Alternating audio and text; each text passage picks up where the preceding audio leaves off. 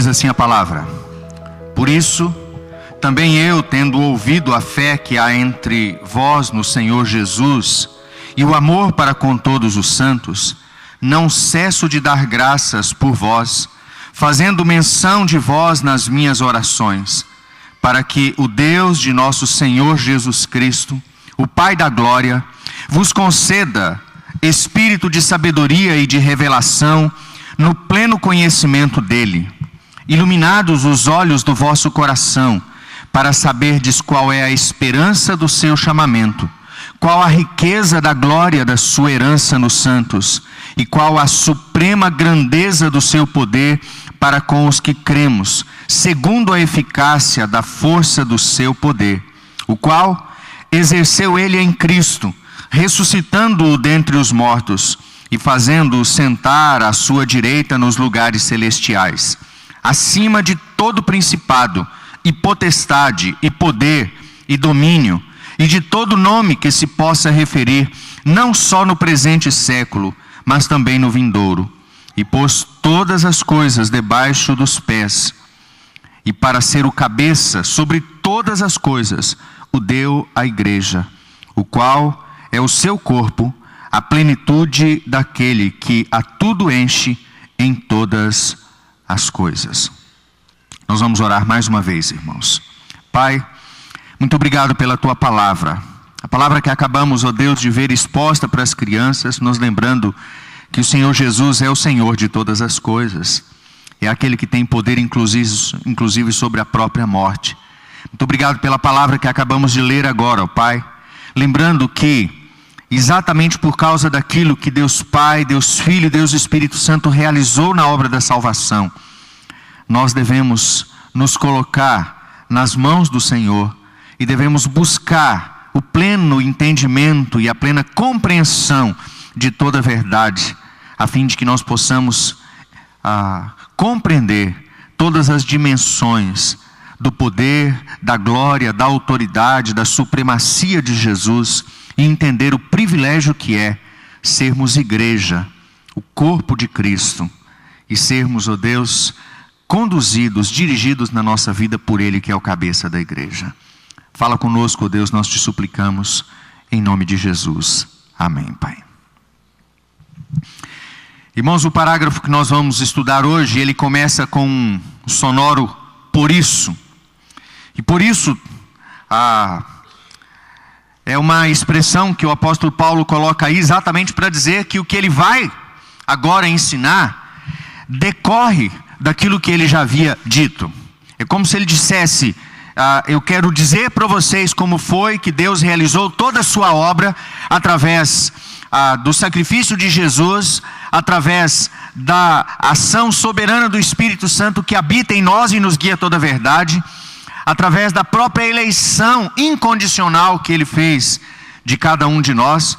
Mas agora Ele diz: eu tenho motivos, por isso eu tenho motivos para orar.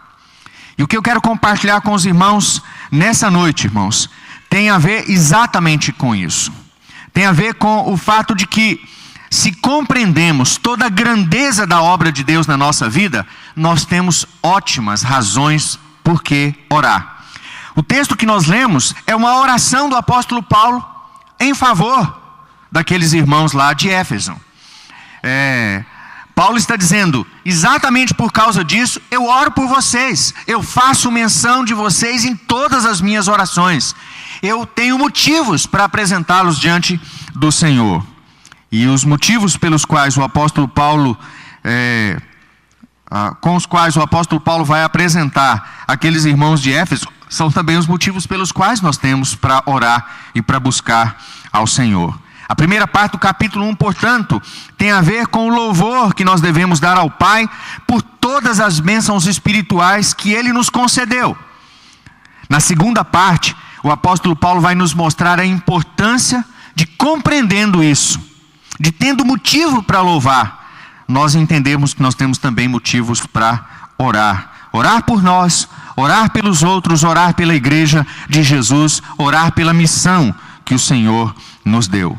E Paulo faz isso não apenas dando uma receita, mas ele faz isso dizendo para os efésios que ele próprio por causa dessas razões, ele orava por eles.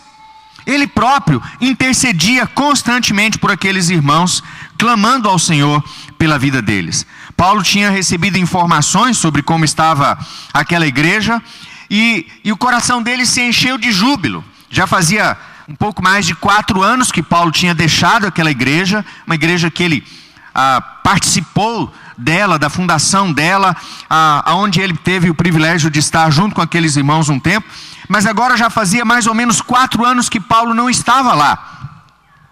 E embora ele estivesse preso, Paulo estava constantemente sendo informado por pessoas que iam até ele. Basta nós nos lembrarmos que a prisão do apóstolo Paulo não era uma prisão, não era um cárcere como nós estamos acostumados. Ele ficou um bom período preso numa residência, onde ele podia receber pessoas, onde ele podia falar livremente do Evangelho de Jesus. Provavelmente, alguém lá da igreja foi visitá-lo, e nessa visita, eles levaram boas informações. Paulo deve ter perguntado: como é que estão os meus irmãos lá de Éfeso? Como aqueles irmãos têm caminhado na fé? E a pessoa que foi até o apóstolo Paulo informou para ele que eles estavam maduros na fé no Senhor Jesus, e eles demonstravam constantemente um grande amor uns pelos outros. Essa é uma boa notícia a respeito de uma igreja, não é verdade? Uma igreja que tem maturidade na fé, e uma igreja que é amorosa com o próximo. Isso é extremamente importante, é fundamental para a vivência cristã e para a honra e para a glória do Senhor. Então a oração do apóstolo Paulo agora é para que esses crentes avançassem. Paulo podia ter dito: Senhor, muito obrigado porque eles chegaram. Eles chegaram lá, eles creem no Senhor, eles amam. Mas ao invés de fazer isso, Paulo ora para que eles progridam, para que eles sigam em frente. Ele ora para que eles não se acomodem. Ele ora para que eles compreendam que ainda há muito mais a fazer, e que quanto mais eles avançarem, tanto mais eles terão conhecimento da verdade, e tanto mais eles avançarão na possibilidade de servir ao Senhor com integridade. E aí Paulo então vai orar. E basicamente a oração do apóstolo Paulo tem a ver com 2 aspectos muito importantes. O primeiro deles tem a ver com o conhecimento que eles têm do que Deus vinha fazendo. E segundo, tem a ver com a revelação, a plena da verdade, para que eles pudessem ampliar, não é, a compreensão deles a respeito de tudo que Deus vinha fazendo até aqui. No verso 17, então, Paulo vai dizer que ele orava por aqueles irmãos, pedindo que Deus lhes desse sabedoria e revelação no pleno conhecimento daquilo que Deus vinha fazendo na vida deles. A sabedoria, nesse sentido, irmãos, ela é tanto aquilo que nós podemos aprender com a mente, mas ela é também aquilo que nós podemos aprender com a experiência. Paulo está dizendo que aqueles irmãos, eles deveriam continuar progredindo, tanto no que diz respeito a usar a mente para compreender, para aprender, para ter mais informações a respeito daquilo que Deus vinha fazendo. Mas eles deveriam fazer isso associado a um tipo de vida que lhes desse sabedoria para a vida, que lhes desse capacidade para viver aquilo que eles aprenderam.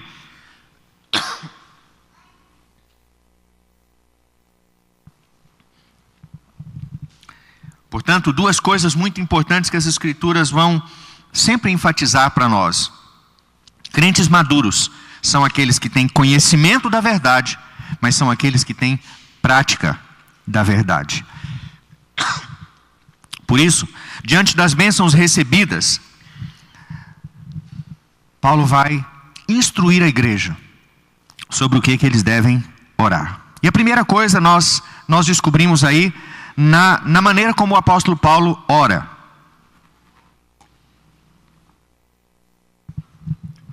No verso 15, Paulo vai dizer: por isso também eu, tendo ouvido da fé que há entre vós no Senhor Jesus e o amor para com todos os santos, não cesso de dar graças por vós, fazendo menção de vós em todas as minhas orações.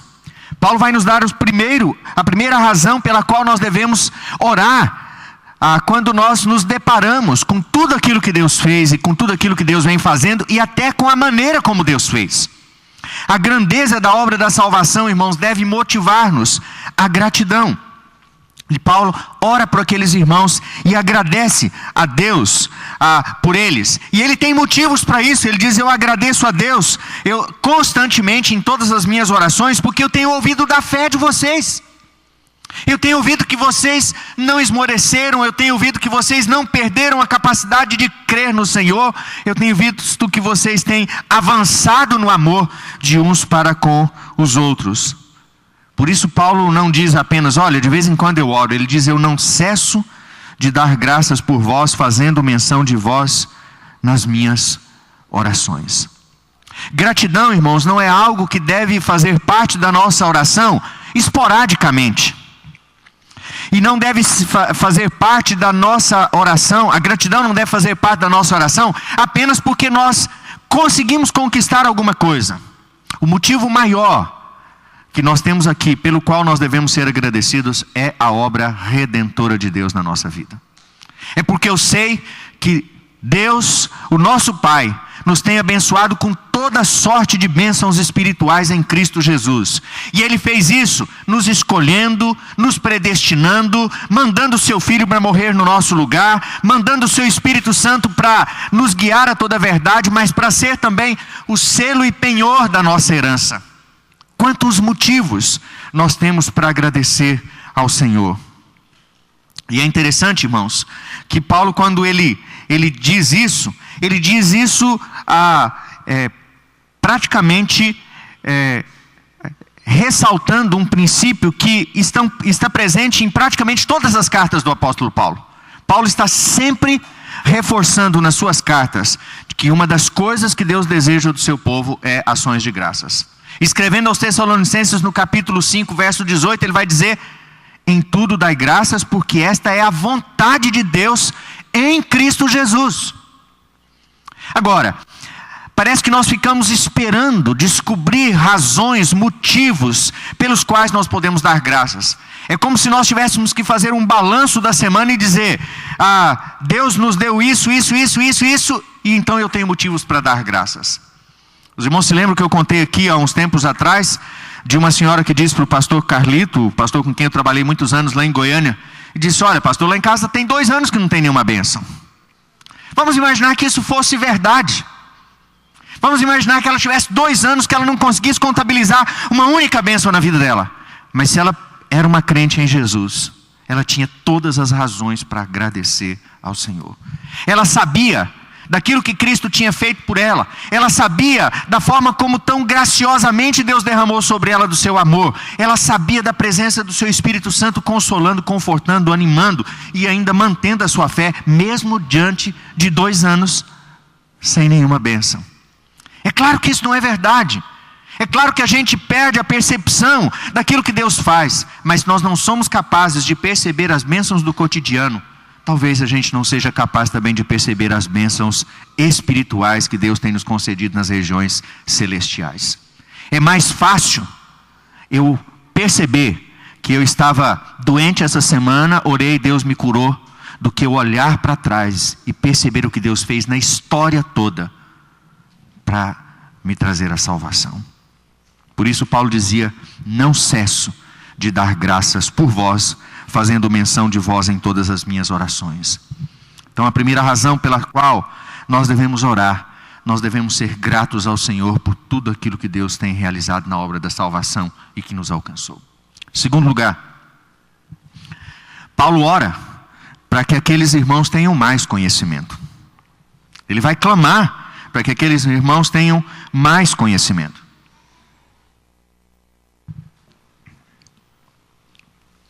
Verso 17, ele vai dizer, seguindo do verso 16, fazendo menção de vós em todas as minhas orações, para que o Deus de nosso Senhor Jesus Cristo, o Pai da glória, vos conceda espírito de sabedoria e de revelação no pleno conhecimento dele. Essa é a segunda razão porque Paulo ora aqui. Paulo diz: por isso também eu oro, porque Deus realizou toda essa obra. Eu não posso entender que dá para seguir a vida cristã sem que eu expanda o meu conhecimento, sem que eu compreenda plenamente tudo aquilo que Deus fez. É preciso conhecer. E essa, irmãos, é uma palavra que não é nova, não é uma palavra que nasceu da convicção do apóstolo Paulo. Mas se você olhar para trás, lá em Jeremias capítulo 33, verso 3, ele vai dizer: conheçamos e prossigamos em conhecer o Senhor. A Bíblia diz: invoca-me e te responderei, anunciar-te-ei coisas grandes e ocultas que você não sabe ainda.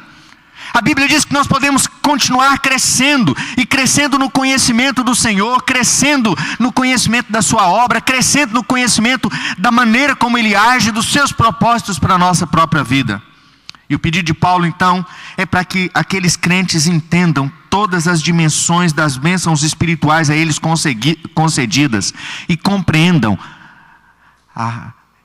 tudo o que isso significa, tudo o que isso tem a ver com a vida de cada um deles. Em outro momento da carta, Paulo voltará a tratar desse tema. Lá no capítulo 3, os versos 18 e 19, ele vai dizer que uma das coisas que nós precisamos entender, e que nós precisamos conhecer, é todas as dimensões do amor de Deus. Altura, largura, profundidade. Nós precisamos compreender o quão grande Deus é o amor de Deus por nós. Nesse sentido, aquele antigo e tradicional hino nosso nos limita, não é verdade? Não sei por que de Deus o amor me revelou. Se eu não sei, o que eu tenho que fazer? Eu tenho que buscar diante de Deus, eu tenho que buscar na sua palavra, eu tenho que buscar no conhecimento, no relacionamento com Ele, eu tenho que procurar entender todas as dimensões da obra de Deus na minha vida. O apóstolo, na verdade, irmãos, ele não está pedindo uma segunda bênção, ele está pedindo que aqueles crentes que tinham mantido a sua fé, que eram amorosos uns com os outros, que eles reconhecessem toda a extensão da bênção que já receberam. Que eles tivessem condições de dizer que eles são servos do Senhor, que eles são crentes em Jesus, que o coração deles está cheio de esperança, que há uma grande herança preparada para eles, e eles consigam dizer as razões do porquê Deus fez tudo isso. E Deus fez isso, irmãos, através das três pessoas da Trindade. É preciso que eu compreenda por que o Pai planejou a nossa salvação. É preciso que eu compreenda por que o Filho se esvaziou de si mesmo, não considerou como usurpação o ser igual a Deus, e se ofereceu como sacrifício pelo meu pecado. É preciso que eu compreenda o valor de ter o Espírito Santo de Deus habitando em mim, iluminando a minha mente, me dando conhecimento da verdade, me guiando a essa verdade e me quebrantando para que eu reconheça o meu pecado. Ao mesmo tempo em que Ele me concede consolo, ao mesmo tempo em que Ele me concede da paz de Jesus. Assim sendo, a essência da nossa oração, irmãos, deve ser também para que nós conheçamos mais a Deus. Nós oramos pela casa, oramos pela família, oramos pelo carro que queremos comprar, pela carreira dos nossos filhos, pelas dificuldades financeiras que nós estamos enfrentando. Mas quanto da nossa oração nós gastamos pedindo: Senhor, aumenta o meu conhecimento, para que eu possa conhecer plenamente ao Senhor e a obra do Senhor na minha vida. Essa é a segunda razão. O conhecimento que Paulo vai enfatizar aqui é aquele conhecimento pessoal do próprio Deus, é aquele conhecimento que me faz entender quem é Deus verdadeiramente, mas é aquele conhecimento também que me faz compreender como é que Deus age na história. E é por isso, irmãos, que algumas pessoas conseguem passar por momentos de tribulação crendo no Senhor, e outras elas não conseguem, porque quando elas passam por um momento de tribulação, elas não conseguem compreender por que Deus permite que elas passem por uma situação daquela. O próprio apóstolo Paulo, irmãos, estava preso nesse momento, e ele sabia que estava preso, e isso tinha a ver com o evangelho de Cristo. Ele não estava revoltado, ele não brigava com o Senhor, ele não se entristecia com o Senhor por causa disso. E sabe, irmãos, Paulo vai dizer de uma maneira bem clara do que ele está falando. Primeiro, ele está dizendo que nós devemos crescer no pleno conhecimento do Senhor. Mas aí ele vai dizer: iluminados os olhos do vosso coração, para saberdes qual é a esperança do seu chamamento, qual é a riqueza da glória da sua herança nos santos, qual é a suprema grandeza do seu poder para com os que cremos, qual é a eficácia da força do poder de Deus na nossa vida. Saber como foi que Deus exerceu em Cristo, através da sua ressurreição e através da sua glorificação, do seu assentar-se à direita de Deus, como foi que Deus fez todas essas coisas e quanto isso é importante para nós. Em outras palavras, irmãos, saber da esperança do nosso chamamento, da suprema grandeza do poder e quais as provas que nós temos disso, Paulo vai colocar aí no texto. As provas que eu tenho disso é que esse mesmo Deus é o Deus que ressuscitou Jesus Cristo. Esse mesmo Deus é aquele que levou Jesus e o colocou assentado nos lugares celestiais. Esse mesmo Deus é aquele que deu a primazia a Jesus e a autoridade sobre todas as coisas. E esse mesmo Deus é aquele que fez com que esse Jesus pudesse ter a plenitude de todas as coisas. Ele é aquele que é tudo em todos, que enche todas as coisas com a força do seu poder. Para compreendermos, irmãos, toda a verdade, nós precisamos disso. Mas vejam que Paulo, ele ora, e ele diz: isso não é de qualquer maneira, não é indo a uma biblioteca, não é apenas consultando livros. Ele ora para que esse conhecimento ele chegue até nós de uma maneira muito especial. Ele diz: para que nós recebamos espírito de sabedoria e revelação do pleno conhecimento de Cristo. Que Deus mesmo nos dê esse conhecimento, que Ele mesmo atue na nossa mente, de maneira que a gente possa compreender. Sabe por quê, irmãos? Porque essas coisas não se descobrem pelo esforço ou por sabedoria humana, mas por um discernimento espiritual, sobrenatural e por revelação de Deus. Mesmo quando eu abro a Bíblia, eu abro a Bíblia e eu leio a Bíblia, e a Bíblia, ela deixa de ser para mim apenas palavras, apenas textos humanos, e ela se torna para mim revelação da vontade de Deus para o meu coração. É sabedoria sobrenatural. É aquela sabedoria que nós só obtemos quando nós temos a mente de Cristo, quando nós conseguimos pensar como Cristo. Preste atenção como Paulo descreve isso aos Coríntios. 1 Coríntios capítulo 2, versos 13 a 16, ele diz: disto também falamos, não em palavras ensinadas pela sabedoria humana, mas ensinadas pelo Espírito, conferindo coisas espirituais com espirituais. Ora, o homem natural não aceita as coisas do Espírito de Deus, porque eles são loucura, e não se pode entendê-las, porque elas se discernem espiritualmente. Porém o homem espiritual julga todas as coisas, mas ele mesmo não é julgado por ninguém. Pois quem conheceu a mente do Senhor, que o possa instruir? Nós, porém, temos a mente de Cristo. É sobre isso que Paulo diz que nós devemos orar. É o segundo motivo pelo qual nós devemos orar. Nós devemos ser gratos pela obra que Deus realizou na nossa vida, mas nós devemos orar para que Deus nos dê essa capacidade de compreender e conferir coisas espirituais com espirituais. É pela habitação do Espírito Santo que nós ganhamos isso. E sabe de uma coisa, irmãos?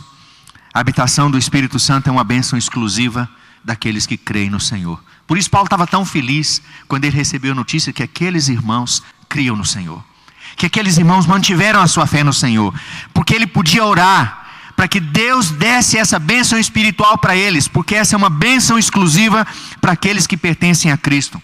Vejam as palavras de Jesus em João capítulo 14, verso 17. João 14, 17 diz: o Espírito da verdade, que o mundo não pode receber porque não o vê, nem o conhece. Vós o conheceis, porque ele habita convosco e ele estará em vós. Verso 26 do mesmo capítulo 14: o Espírito Santo, a quem o Pai enviará em meu nome, esse vos ensinará todas as coisas e vos fará lembrar de tudo aquilo que eu vos tenho dito. A pergunta que eu faço é: o quanto você ora para para que Deus faça de você um homem e uma mulher realmente pleno de conhecimento espiritual das coisas dele. Quanto do seu tempo você investe para ser um homem e uma mulher que tem toda a sabedoria e a revelação vinda de Deus por meio do seu Espírito? Então já vimos duas razões pelas quais devemos orar. A primeira, por gratidão. Gratidão por aquilo que Deus fez por nós. A segunda, porque nós precisamos da iluminação de Deus na nossa vida. Verso 18 ele vai dizer: iluminados os olhos do vosso coração, para saberdes qual é a esperança do seu chamamento, qual a riqueza da glória da sua esperança nos santos, e qual a suprema grandeza do seu poder para com os que cremos, segundo a eficácia da força do seu poder. Nenhum de nós tem esse poder. Eu só consigo compreender essas coisas, irmãos. Qual é a esperança do meu chamamento? Qual é a riqueza da glória da herança nos santos? Qual a suprema grandeza do poder de Deus para com aqueles que creem? Por causa da eficácia do poder de Deus na minha vida. É como se nós ouvíssemos Jesus dizendo mais uma vez: sem mim nada podeis fazer. Mas isso nos leva à terceira e última razão pela qual nós devemos orar. Por gratidão, para que haja mais compreensão de toda a obra de Deus na nossa vida. Mas terceiro, para que haja conhecimento da supremacia de Jesus. Às vezes nós tratamos Jesus como alguém a quem nós podemos recorrer, e não como o Senhor da glória, não como o Senhor do universo. Muitas vezes nós nos dirigimos a Ele, não estou falando da forma, do modo de falar, eu estou falando da maneira como nós simplesmente buscamos a Jesus. É como se Ele fosse a fonte da solução de todos os nossos problemas nesse mundo. Mas aqueles que foram salvos sabem que Jesus tem a supremacia sobre todas as coisas. O conhecimento da esperança, da riqueza, da glória, da nossa herança, da suprema grandeza do seu poder, nos levam em uma única direção, na direção de Jesus. Deus fez, faz e fará tudo o que fez, sempre por meio de Jesus. E é por isso que o verso 20 culmina exatamente com essa informação. Paulo diz: oro para que vocês tenham conhecimento de todas essas coisas, porque Deus exerceu tudo isso em Cristo. Foi em Cristo. Você não consegue isso de nenhuma outra maneira. Você não consegue isso dando dízimo, você não consegue isso dando ofertas, você não consegue isso trabalhando na igreja, você não consegue isso porque você faz boas obras, porque você dá esmola. Você não consegue isso de nenhuma outra maneira, a não ser por meio de Cristo. Só por meio de Cristo. Ele diz: o qual exerceu Ele em Cristo. Deus fez todas essas coisas em Cristo. E fez isso de uma forma surpreendente. Fez isso primeiro enviando o seu Filho ao mundo. Jesus veio a esse mundo, não considerou como usurpação o ser igual a Deus, e veio, se fez homem, foi humilhado por ser contado como um entre nós, foi humilhado por ser julgado como um de nós, e foi extremamente humilhado por levar sobre si os pecados de todos nós, porque ele não tinha nenhum pecado. Mas se ele tivesse morrido e permanecido morto, não adiantaria nada. Por isso Deus realizou isso também através da ressurreição de Jesus. E por isso Paulo diz: Deus exerceu isso em Cristo, ressuscitando-o dentre os mortos. Nós estamos falando de alguém, irmãos, que não faz parte da história. Nós estamos falando de alguém que está vivo, de alguém que domina, que tem autoridade, poder, de alguém que está assentado à destra de Deus Pai e de onde Ele comanda todas as coisas. E principalmente nós estamos falando daquele que a Bíblia vai dizer aqui nos versículos seguintes, que é o cabeça da igreja, o Senhor da igreja. Por isso Deus o ressuscitou. Como nós devemos ser gratos ao Senhor pela ressurreição de Jesus, irmãos? Normalmente nós o somos porque nós dizemos: se Jesus ressuscitou, nós também vamos ressuscitar. Mas não, irmãos, a ressurreição de Jesus também envolveu uma questão de poder e de autoridade. Ao ressuscitar, ele ganhou um poder e uma autoridade que ninguém mais no universo tem. Só ele tem poder sobre a morte. Venceu completamente a morte. Mas Deus fez isso também fazendo-o sentar à sua direita nos lugares celestiais. Por isso, quando os discípulos diziam para Jesus: Senhor, não vá. Não vá. Jesus dizia para eles: é necessário que eu vá. É preciso que eu vá. E o texto diz: fazendo sentar à sua direita nos lugares celestiais, acima de todo principado e potestade e poder e domínio e de todo nome que se possa referir, não só no presente século, mas também no vindouro. A supremacia de Jesus, irmãos, por causa da sua ressurreição e por causa da sua glorificação, está além do tempo. Alguém pode dizer: isso é história que estão contando de alguém que viveu há 2000 anos atrás. Não, isso não é história de alguém que viveu 2000 anos atrás. O que nós estamos falando é que esse homem, ele continua vivo. Esse Jesus que era Deus, plenamente Deus também, continua vivo. E o verso 22 diz que a supremacia de Jesus vai ser vista no fato de Deus ter colocado todas as coisas debaixo dos seus pés. Todas as coisas debaixo dos seus pés. Para ser o cabeça de todas as coisas, Deus o deu à igreja. Amados, uma das coisas mais especiais que nós temos é a bênção de saber que quando o mundo olha para nós, igreja, o mundo deve reconhecer em nós aquele que é o Senhor de todas as coisas. E o mundo só vai reconhecer isso quando nós também reconhecermos. E quando nós nos sujeitarmos plenamente a Ele. E é por isso que nós devemos orar todos os dias, para que a supremacia de Cristo seja vista, seja reconhecida e seja vivida por cada um de nós, em cada circunstância, em cada momento, em cada fase da nossa vida. Paulo diz: Ele foi dado à igreja, a qual é o seu corpo, a plenitude daquele que a tudo enche em todas as coisas. Se você quiser saber qual é o maior testemunho da plenitude de Cristo nesse mundo, eu vou dizer: é a igreja de Jesus. Aliás, a Bíblia está dizendo isso.